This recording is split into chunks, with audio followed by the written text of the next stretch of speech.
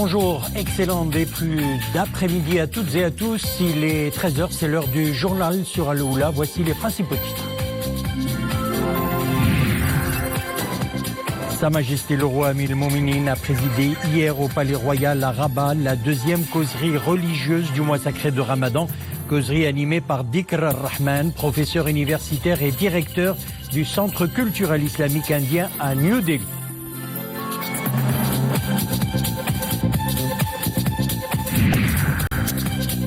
Par ordre de Sa Majesté le Roi Mohammed VI, chef suprême et chef d'état-major général des forces armées royales, Son Altesse royale le prince héritier Moulay Hassan a présidé hier au cercle messe des officiers arabes un ftour dîner offert par Sa Majesté le Roi à l'occasion du 63e anniversaire de la création des forces armées royales. Et dans l'ordre du jour, Sa Majesté le Roi a souligné l'importance de la formation au niveau des différentes écoles militaires du Royaume. Focus cet après-midi sur deux prestigieuses écoles militaires, l'école royale de l'air de Marrakech et l'école royale navale de Casablanca. Et puis dans le cadre de la série que nous consacrons en mode de construction en pisé, nous nous intéresserons au Qsar al-Nif dans la province de Tinrir, qui fait l'objet d'ailleurs de travaux de réhabilitation et de restauration.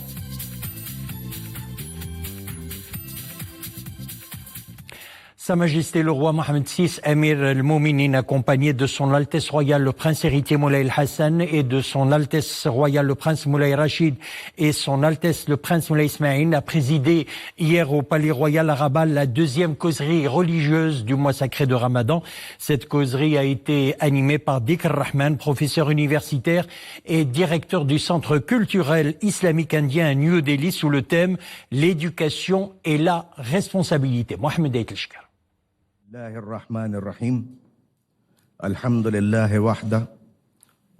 Le thème de la causerie, l'éducation à la responsabilité, a été traité par le conférencier en s'inspirant du verset coranique. Nous avons effectivement donné à Luqman la sagesse. Sois reconnaissant à Allah, car quiconque est reconnaissant n'est reconnaissant que pour soi-même. Quant à celui qui est ingrat, en vérité, Allah se dispense de tout. Sourate Luqman. Le conférencier a placé son propos sur l'éducation en islam dans le contexte de 4 paramètres. Le premier, c'est que le Saint-Coran, avec ses dispositions, ses histoires, sa morale, ses enseignements, est plein de compassion envers les hommes que le Créateur a anoblis. Le deuxième est que les religions et les doctrines philosophiques de par le monde n'ont eu de cesse de proposer des systèmes éducatifs dont certains reposent sur le pragmatisme matériel, alors que d'autres privilégient la paix spirituelle de l'individu. Le troisième paramètre consiste à ne pas faire mauvais usage de la liberté pour affaiblir la morale, alors que le dernier consiste pour les musulmans à identifier dans la morale religieuse cette quête actuellement en vogue de par le monde, d'asseoir les bases d'une paix avec soi-même et de réduire la pression et l'angoisse. Ces paramètres ainsi perçus démontrent que l'éducation à la responsabilité est une éducation à la liberté. Le conseil de Luqman est plein de sagesse. La sagesse est tributaire de la connaissance de la vérité des choses telles qu'elles sont. Le conférencier, qui avait auparavant entamé son intervention en émettant l'espoir de voir les causeries religieuses, actuellement traduites en anglais, français, espagnol et russe, traduites également en ourdou, une langue que parlent près d'un demi-milliard de musulmans dans la péninsule indienne.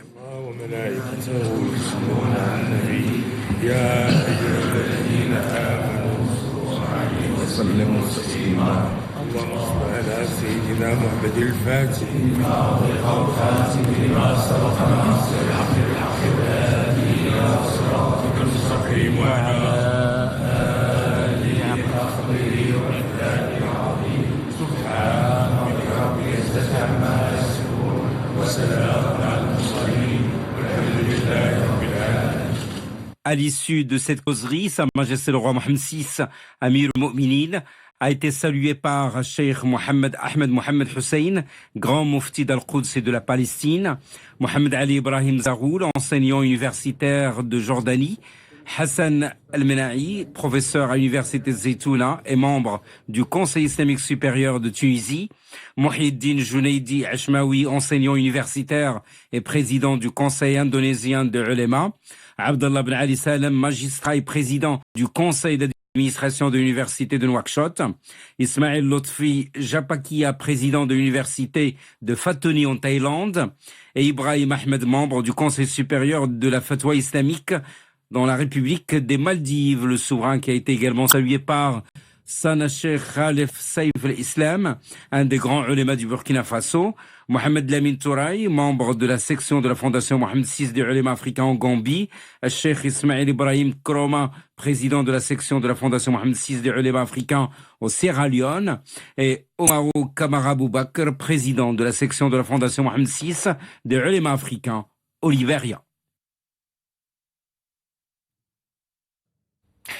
Par ordre de Sa Majesté le roi Mohamed VI, chef suprême et chef d'état-major général des forces armées royales, son Altesse royale le prince héritier Moulay El-Hassan a prié hier au cercle messe officier de Rabat un ftour dîner offert par Sa Majesté le roi à l'occasion du 63e anniversaire de la création des forces armées royales, selon un communiqué de l'état-major général des forces armées royales. À son arrivée aux messes, son Altesse royale le prince héritier Moulay El-Hassan a été salué par l'inspecteur général des forces armées royales et le commandant d'armes délégué de la place de Rabat Salé, avant de passer en revue un détachement du bataillon de l'artillerie générale qui rendait les honneurs. Ont pris part à ce dîner le chef du gouvernement, le président de la Chambre des représentants, le président de la Chambre des conseillers, les conseillers de Sa Majesté le roi, les membres du gouvernement, le président de la Cour suprême, le procureur général du roi près cette cour, le président de la Cour constitutionnelle, les officiers supérieurs de l'état-major général des forces armées royales, les attachés militaires étrangers accrédités à Rabat, le directeur général de la Sûreté nationale, les directeurs des cabinets royaux, le wali de la région de Rabat, Saleh Kenitra, ainsi que d'autres personnalités civiles et militaires. Les forces armées royales ont donc célébré hier le 63e anniversaire de leur création. Sa Majesté le roi Mohamed VI, chef suprême et chef d'état-major général des forces armées royales, avait souligné dans un ordre du jour adressé aux officiers, sous-officiers, hommes de troupes, l'importance de la formation au niveau des différentes écoles militaires du royaume. Et parmi les prestigieuses écoles militaires, l'École royale de l'air de Marrakech, une grande école d'ingénieurs créée en 1970 et qui forme les officiers aviateurs. Iman Ablo. Rigueur, discipline, excellence, des valeurs qui ne cessent d'éclairer la voie des élèves officiers ici inscrits à l'École royale de l'air de Marrakech. Une prestigieuse école dotée de la mission de former des officiers aviateurs depuis sa création il y a de cela près de 40 ans. En faire partie, c'est en effet le rêve réalisé de plusieurs élèves, appuyés pour cela par une formation scientifique de pointe et un pilotage intensif. Au menu d'une formation pluridisciplinaire, un programme dédié aux futurs officiers pilotes et une autre filière tournée vers le génie aéronautique. Un parcours renforcé par la création d'un lycée d'excellence intégré avant d'emprunter les 2 cycles d'études supérieures, le cycle d'ingénieur d'État et le cycle de licence, lancé en 2014. Celui-ci propose un cursus de 4 ans ouvert sur son environnement international et soucieux de se mettre à la pointe de la technologie.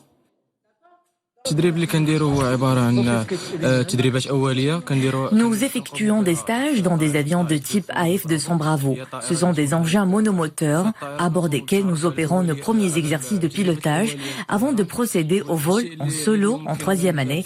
C'est à ce moment-là qu'on pourra piloter seul l'avion.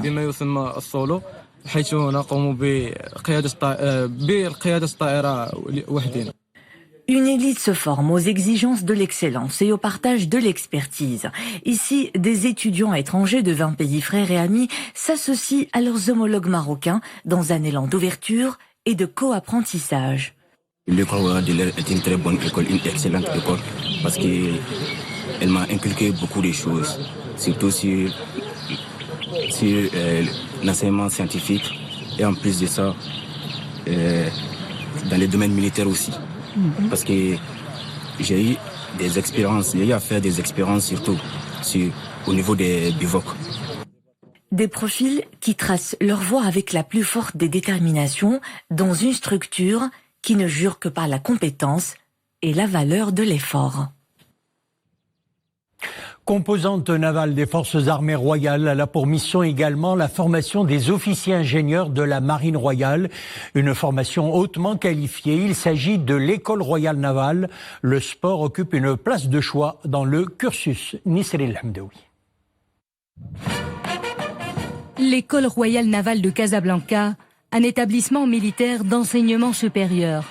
Depuis son ouverture en 1964, l'école a pu former plus de 2000 officiers de la marine, dont plus de 200 officiers issus de pays africains. التكوين كينقسم في المدرسة الملكية البحرية لجوج أقسام جوج مسالك. La formation dans cette école se déroule en 2 cycles. Le cycle d'ingénieur, au bout de 5 ans de formation, l'étudiant ressort officier ingénieur d'État. Pour le cycle de licence, l'officier obtient un diplôme d'études supérieures, universitaires et navales. ضابط مجاز وحاصل على دبلوم دراسات العليا الجامعية والبحرية. من خلال تكوين عسكري في جميع المستويات. Nous dispensons une formation militaire à tous les niveaux. À partir de la première année, différentes matières sont enseignées comme celle des arts martiaux, la topographie, le cours des armes, notamment leur démontage et remontage, et les exercices de tir. L'instruction sur le tir. Nous sommes ici au centre de simulation et d'entraînement naval. Une structure qui permet aux étudiants d'effectuer un entraînement pratique dans un environnement réaliste dans le domaine des opérations aéronavales et en matière de manœuvres navales. كنتواجدوا حاليا بمركز المحاكاة والتدريب البحري وبالضبط في إحدى القاعات التابعة للمحاكي العمليات ديال المركز. Ici dans cet espace, nous mettons en pratique les cours théoriques que nous recevons à l'école royale navale ou au sein du même centre. Nous recevons également une formation continue à travers des sessions de stage au profit des officiers lauréats de l'école royale navale. من خلال دورات تدريبية لفائدة ضباط خريجي المدرسة الملكية البحرية. كنطلقوا مجموعة ديال المهارات في إطار التكوين التقني البحري. Nous acquérons un bon nombre de compétences dans le cadre de la formation technique navale. Pour cela, nous étudions plusieurs matières comme la navigation astronomique et la navigation maritime. Cela permet aux étudiants de pratiquer la navigation comme s'ils étaient à bord d'un vrai navire de la marine royale. Les étudiants de l'école royale navale sont également appelés à développer leurs conditions physiques. Le sport occupe une place importante dans le cursus de formation dans cette prestigieuse école. On passe à présent à l'actualité internationale. Notre première escale, la Palestine, où sont célébrées la journée de la Nakba. Des manifestations rassemblant des milliers de personnes sont organisées dans tous les territoires occupés par Israël. Comme ce jour en 1948, plus de 800 000 Palestiniens ont été forcés à prendre la route de l'Exode à la suite de la création de l'État d'Israël. Israël qui continue d'ailleurs de priver les réfugiés de leur droit de retourner sur leur terre, 71 ans après cette catastrophe dévastatrice. En cette commémoration, la répression israélienne ne faiblit pas. Arrestations arbitraires, maisons détruites, populations déplacées, terres confisquées, colonisation galopante sont le lot quotidien d'un peuple martyrisé. Et puis au Soudan, le Conseil militaire au pouvoir et les représentants des manifestants ont annoncé tôt ce matin, à l'issue de discussions marathon, un accord sur une période de transition politique de 3 ans devant préparer un transfert du pouvoir aux civils. La future Assemblée législative comprendra 300 membres et sera constituée à hauteur de 67% par des représentants des manifestants réunis au sein de l'Alliance pour la liberté et le changement, fer de lance du mouvement de protestation. La composition du Conseil souverain et d'un exécutif serait décidée sous 24 heures, précise l'armée. L'annonce de l'accord a suscité une explosion de joie dans les rues de Khartoum. Et puis le chef de la diplomatie américaine, Mike Pompeo, est en Russie. La visite du secrétaire d'État américain à Sochi, sur la mer Noire, où il a été reçu par le président russe après 3 heures d'entretien avec son homologue Sergei Lavrov, constitue la rencontre au plus haut niveau entre responsables des 2 puissances rivales depuis le sommet d'Helsinki de juillet. Les 2 responsables ont tenté de trouver des terrains d'entente sur des dossiers concrets comme la Syrie, le dossier nucléaire nord-coréen ou encore le dossier brûlant de la crise crise entre Washington et Téhéran. Mike Pompeo semble avoir évité certains sujets qui fâchent avec Vladimir Poutine.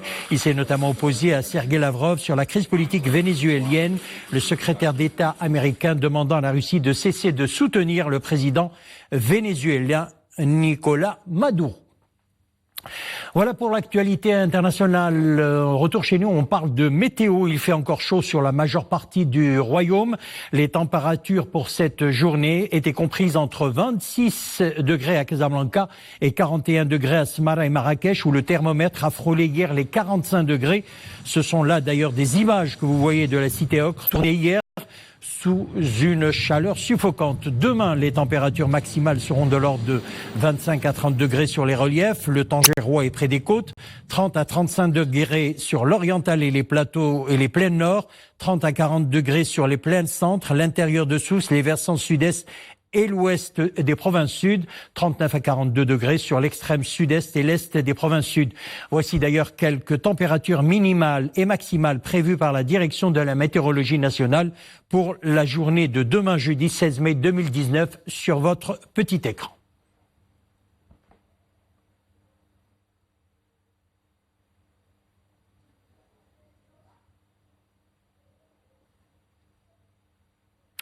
On parle agriculture à présent dans la province d'Ifrane. La filière des cerises occupe une place importante au niveau agricole.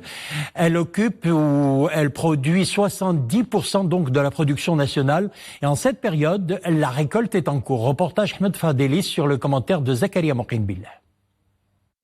À la mi-mai, les cerises, ces petits fruits rouges, sont prêts à être cueillis jusqu'à fin juillet. Les cerisiers, ces arbres qui existent en plusieurs variétés, poussent dans le Moyen Atlas. Avec une superficie de 1600 hectares, la filière est un des moteurs économiques les plus importants de la région d'Eit Yacoub, dans la province d'Ifrane.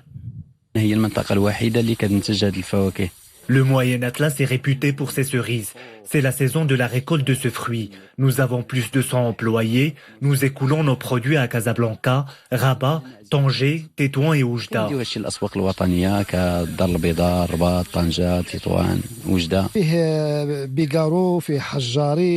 Il y a différents types de cerisiers.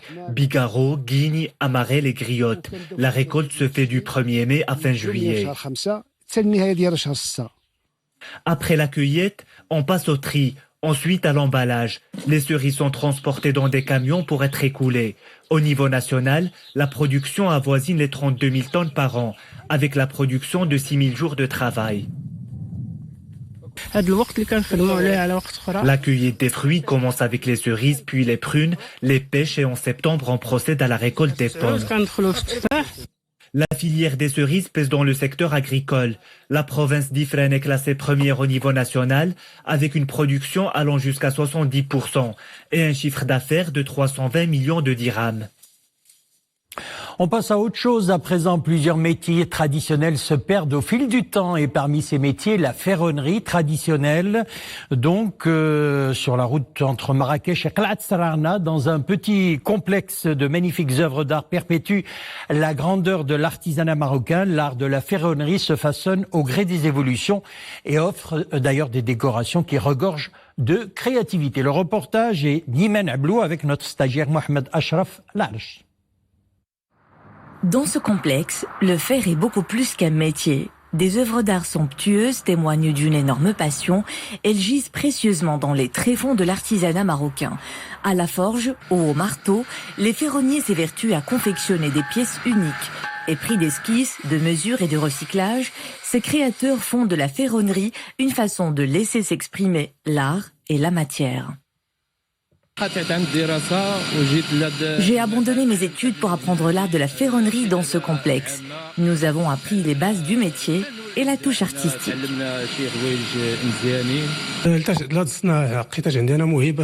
Je suis un passionné de l'artisanat. Cela me permet de forger mon talent. J'ai opté pour la ferronnerie pour contribuer à faire évoluer le métier.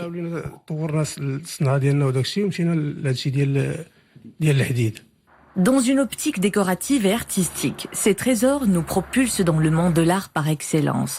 Destinés à la commercialisation, ils attirent des clients toujours plus nombreux. Notre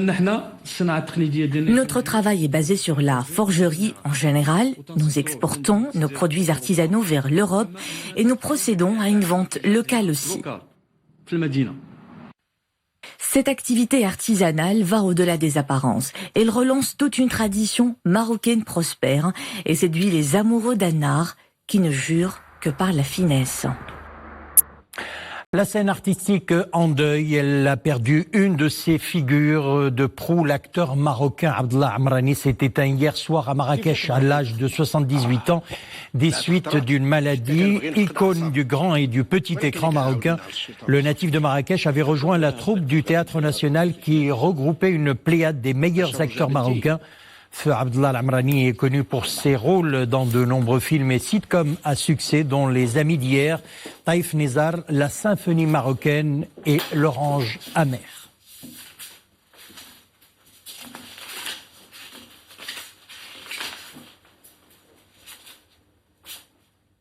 Nous sommes à Dieu et à Dieu nous retournons. Il fait partie des constructions ancestrales de Tinril. Il constitue à la fois un patrimoine matériel et immatériel, ce qui lui confère d'ailleurs une valeur et un potentiel écologique, touristique et culturel. Il s'agit de Qsar al-Nif. Sa construction en pisé remonte à 1919. Il fait d'ailleurs l'objet de travaux de restauration et de réhabilitation. C'est notre escale ce soir de la série consacrée à ce mode de construction ancestral de nos cités. Reportage Mohamed Louahibi sur le commentaire de Mounia Marouche.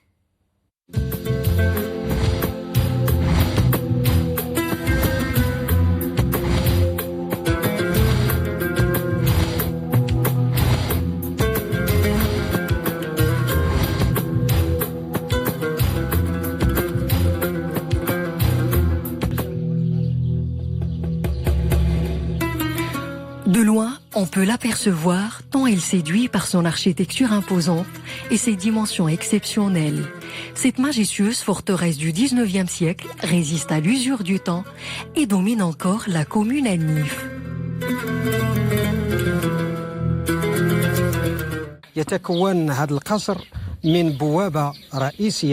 Cette citadelle est un ensemble d'habitations essentiellement collectifs, des logements nichés à l'intérieur de ces murailles défensives et qui sont renforcés par 4 tours d'angle. Seule une grande porte donne accès à l'intérieur où existent des ruelles et même un marché.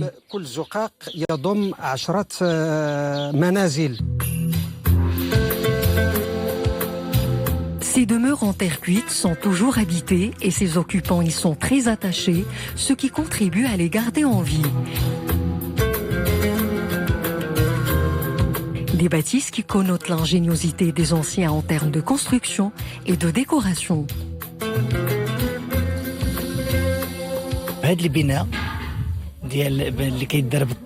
Ces bâtiments en pisé obéissent à plusieurs règles architecturales.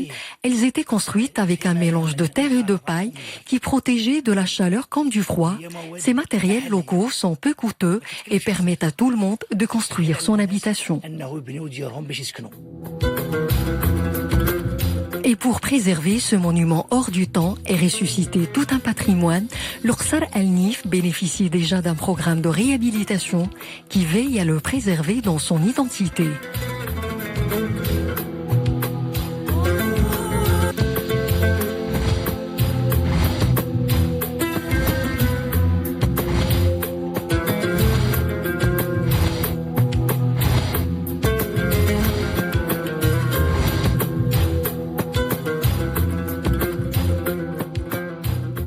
Voilà, c'est la fin de notre édition. Merci de l'avoir suivi. L'info revient sur le Oula dans quelques instants. Ça sera le JT en espagnol présenté par Meriem Mohafed. Une excellente après-midi. À demain.